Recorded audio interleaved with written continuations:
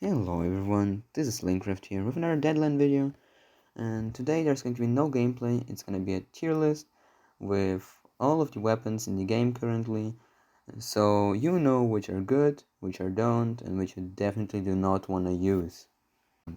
So here's my tier list. I have S tier, these are the overpowered weapons. I have A tier, these are the really good weapons. I have B tier, these are the weapons that, well, they work.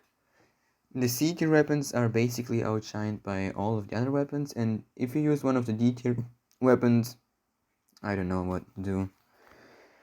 Okay, so let's start with the pistols, and here we have the best pistol in the game, the EDC X9. I put it in the B tier. It has really high damage, decent recoil, it's definitely the best pistol in the game at the moment. I recommend using it. So then there's the Glock 17, which is the second best pistol. I'd put it into C. It's a decent pistol, it's very light, but it's just getting outshined by the EDC X9. Oh man, the Glock 18. Holy shit, this weapon is bad. Definitely goes to D tier. Pretty much zero damage, insane recoil, and the smallest mag as well. Yeah, I don't know what went wrong there. Then we have the PM pistol. This also goes into D tier. There's literally no reason to use this in the game. And the TT also goes into D tier. Like, yeah, pistols are sadly not that good in Deadline.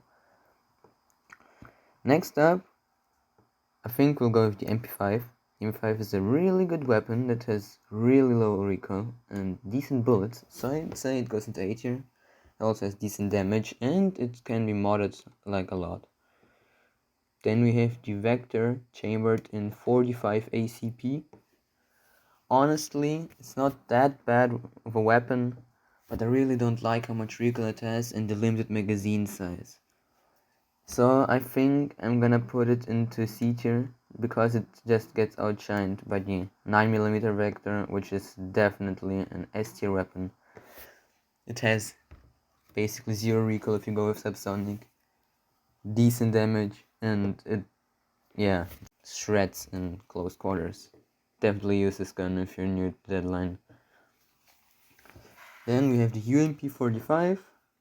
This one is basically like an MP5 but with slower fire rate and better bullets. I can recommend it. To mod it out though, you will make this thing very heavy, and it's basically the only way to reduce the recoil, so yeah, it's your choice if you want to run this thing. Oh, and then we have the MK9. Once one of the best weapons, now this thing has been nerfed into... I don't even know what happened to this thing, it's just so bad now. I think I can put it in the C tier though, it's not that bad, you can still mod it out decently. But it has so much recoil. Like, yeah, honestly, I think I'm gonna have to put it into D tier. There's literally no reason to use this thing at the moment. Then, we have shotguns. There's only two of them here. The Russian shotgun, the MP133. This one is really good. I think I'll put both the shotguns into A tier. They deal incredible damage and can be modded quite well. I recommend using the American shotgun a bit more, the Remington 870. It's a little bit better than the MP133. But yeah, you can just use the Slug or Dragon's Breath. It depends on what kind of shotgun you want, of course. Then, for the bolt actions, there's also only two here. The Mosin Nagant and the Remington M700. I'm gonna start with the Mosin. The Mosin is pretty decent.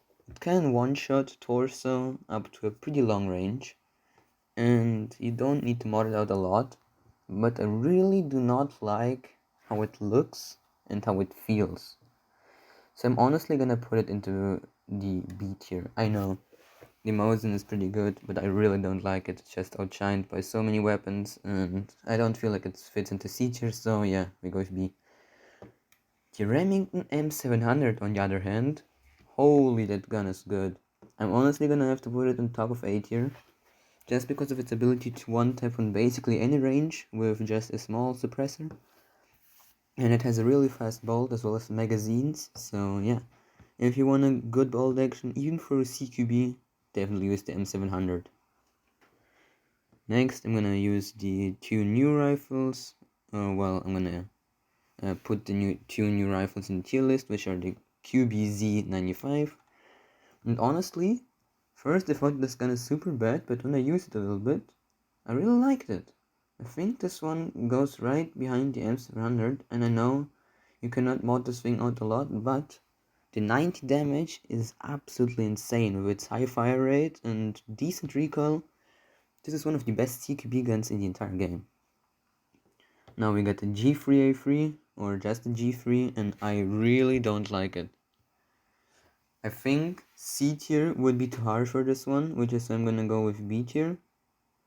But it's definitely one of the worst B tier weapons, basically because it gets outshined by everything and it cannot even be modded. So, you know what? It's a C tier weapon.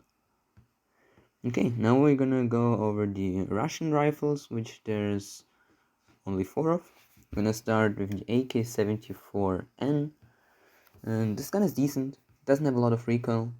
I think it's an A tier weapon. It's really okay.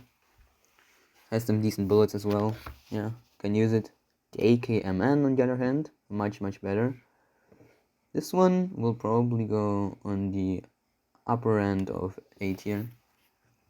The AKMN has really big bullets and is thus able to one-tap people in certain ranges, so I recommend using it.